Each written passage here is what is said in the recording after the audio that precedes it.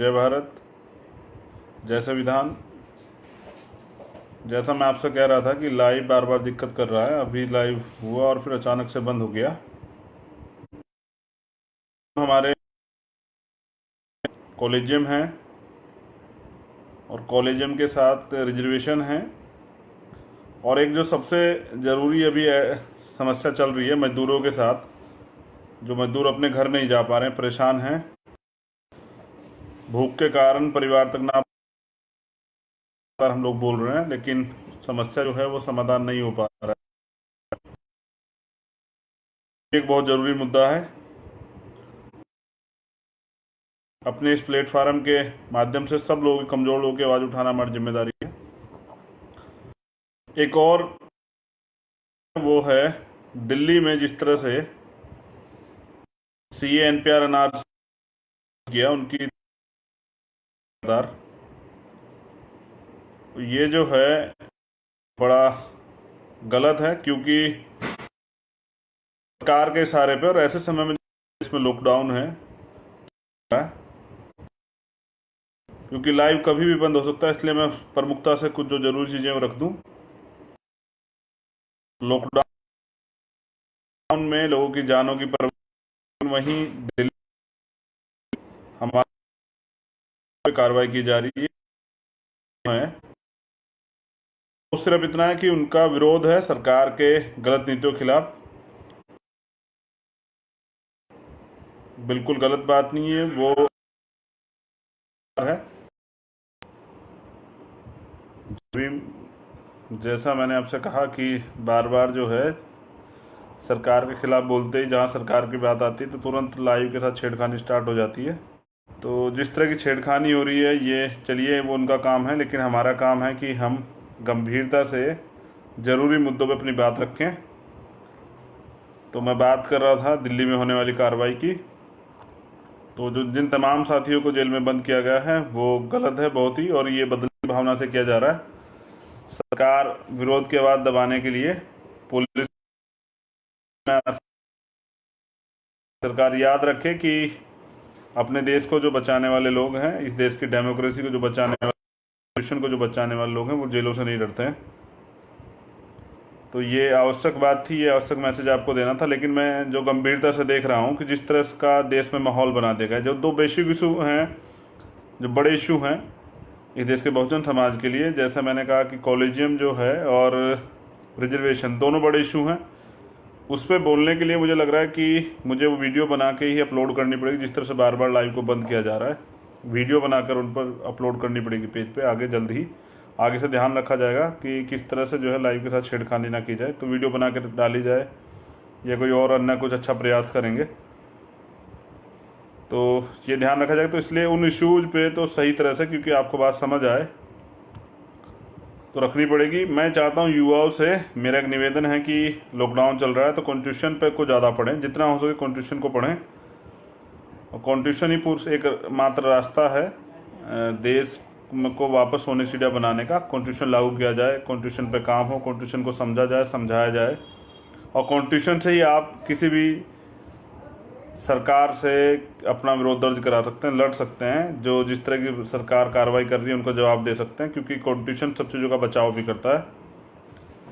तो मैं ये निवेदन करूंगा कि मेरे उस लाइव से पहले सभी साथी जो हैं, हमारे भीम आर्मी और आज़ाद समाज पार्टी क्रांतिकारी जो साथी हैं और बहुजन समाज, वो आर्टिकल 14, 15 और 16 ज़रूर पढ़ें।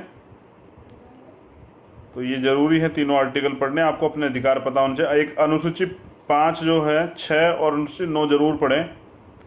इस पर भी बात होगी जब ये लाइव आएगा, होगा, रिजर्वेशन और कॉलेजियम को लेके। दूसरा, आपको संविधान में ये भी पढ़ना है कि किस तरह से जो है सुप्रीम कोर्ट के, हाई कोर्ट के जजों की नियुक्तियाँ होती हैं, ये जानना बहुत ज़रूरी है। और किस तरह के अधिकार हमें कॉन्स्टिट्यूशन ने दिए, ये भी जानना ज़रूरी है। कहीं ऐसा तो नहीं कि हमारे खिलाफ कोई बड़ी साजिश चल रही।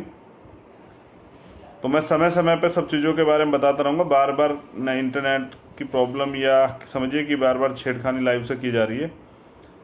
एक और जो बहुत ज़रूरी इशू है, जिस तरह का माहौल बना दिया गया है, बार बार सरकार हिंदू मुसलमान बनाने का प्रयास कर रही है। सच ये है कि सरकार फेल है, जो डॉक्टर्स जिनको भगवान के रूप में देखा जा रहा है, जो सफाई कर्मचारी जो अपनी जान पर खेलकर जो है हमारे लिए काम कर रहे हैं, जो पुलिस के लोग जो हैं सड़क पर हैं, जो और लोग जो उनकी सपोर्ट में काम कर रहे हैं।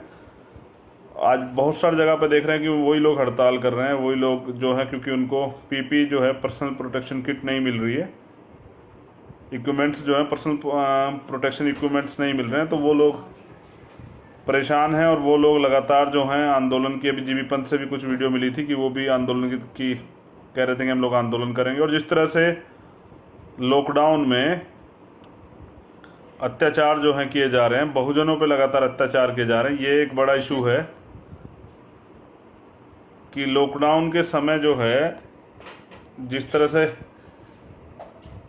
एक तरह का चार्ज मिल गया हो, एक तरह की छूट मिल गई हो, एक तरह का जरिया बन गया हो लॉकडाउन इस देश में बहुजनों पर अत्याचार करने का, तो उस पर भी बड़े पैमाने पे काम हो रहा है। कई जगह जैसे रमन भाई का मामला है, जैसे बिहार में एक बच्ची के साथ रेप का मामला है, और एक और पाल समाज की हमारी बच्ची के साथ एक घटना हुई है, उसकी अभी पूरी जानकारी नहीं, मैं उसकी पूरी जानकारी लूँगा, मेरठ द्वारा के साथी द्वारा बताया गया मुझे।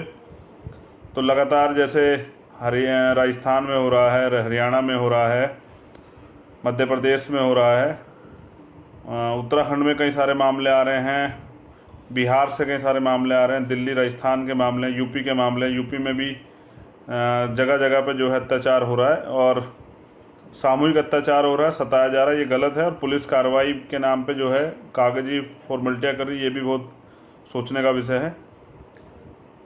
मैं आपसे निवेदन करूंगा कि जिस तरह से आप लगातार काम कर रहे थे, क्योंकि लाइव में परेशानी हो रही, मुझे लग रहा है कभी बंद हो सकता है, तो जिस तरह से आप लोग काम कर रहे थे और जो लोग सक्षम है मदद करने का प्रयास कर रहे थे, उनसे मेरा निवेदन है कि वो ऐसे ही जो हैं की मदद। असम के क्रांतिकारी साथियों से और बंगाल के क्रांतिकारी साथियों से मैं कहना चाहूँगा कि वो भी जिम्मेदारी से काम करें, वो भी अच्छा काम कर रहे हैं। तो जहाँ जहाँ पे आपका काम चल रहा है, आप सब लोगों को बहुत बहुत मंगल कामनाएं।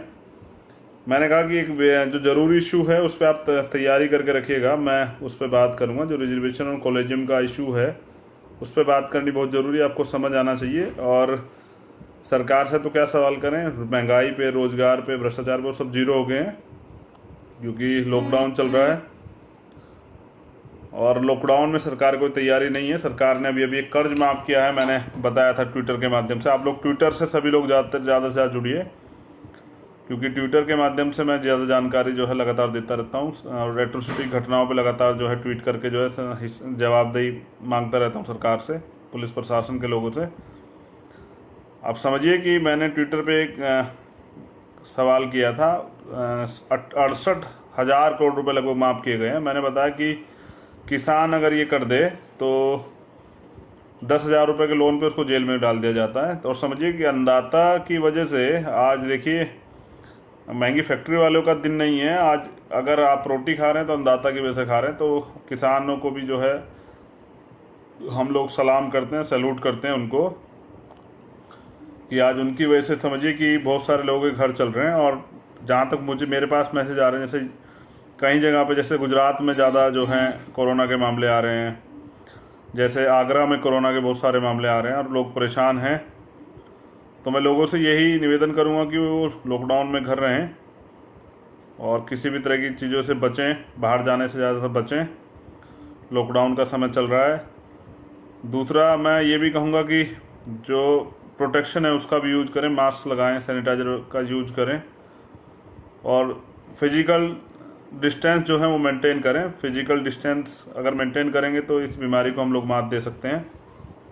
इम्यूनिटी पावर हमारे देश के लोगों की अच्छी है, इसलिए हम लोगों पे ज़्यादा प्रभाव नहीं हो पा रहा है। लेकिन क्योंकि टेस्ट नहीं हो रहे हैं और अच्छा इलाज नहीं हो रहा है, इस वजह से बहुत सारी दिक्कतें हो रही हैं। और कई जगह पर एक जो बेसिक इशू है अभी, जिस तरह से सफाई कर्मचारियों के साथ भेदभाव हो रहा है, सिर्फ उनके गले में माला डाल के लोग जो उनको सम्मानित कर रहे हैं, उनके पास अभी किट भी नहीं है, प्रोटेक्शन किट भी नहीं है। कई जगह से दिल्ली की टीम जैसे बार बार लाइव करके दिखाती है कि इस तरह से ही बिना ग्लव्स के, बिना सैनिटाइजर्स के, बिना मास्क के, बिना कवर के ही वो लोग सफाई का काम कर रहे हैं और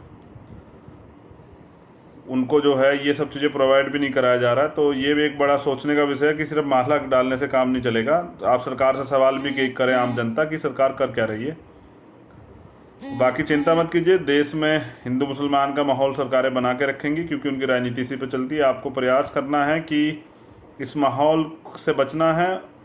ये हम सब लोगों का मुल्क है, इस मुल्क की सुरक्षा करना हमारी जिम्मेदारी, इसको आगे बढ़ाना हमारी जिम्मेदारी है। आप सब लोग कर भी रहे हैं, मैं सबके लिए नहीं कहता, लेकिन आज़ाद समाज पार्टी और भीम आर्मी के तमाम कार्यकर्ता ग्राम स्तर से लेकर और आखिरी जो है पदाधिकारी तक सब लोग काम कर रहे हैं। आप सब लोगों को मंगल कामनाएं। मैंने कहा कि वो जो बड़े इशू हैं इन पर मैं बात करूँगा, लेकिन आप सब लोग जो हैं, क्योंकि लाइव में प्रॉब्लम हो रही है बार बार, इसलिए ये बात नहीं कि आज हो पाएगी। और तो मैं दोबारा इस बात को आप लोगों के सामने रखूँगा, तो आप इससे जो है लाइव से जब मैं दोबारा लाइव की स्टेटमेंट दूंगा तो आप लोग जुड़े रहिएगा। बाकी प्रयास करूँगा कि इस बार वीडियो बना के जो है मैं डाल दूँगा, जिससे कि आसानी से आप सब लोग चीज़ें समझ सकें। लेकिन याद रखिए, आखिरी बात जो बता रहा हूँ, बिना कॉन्स्टिट्यूशन को पढ़े काम नहीं चलेगा।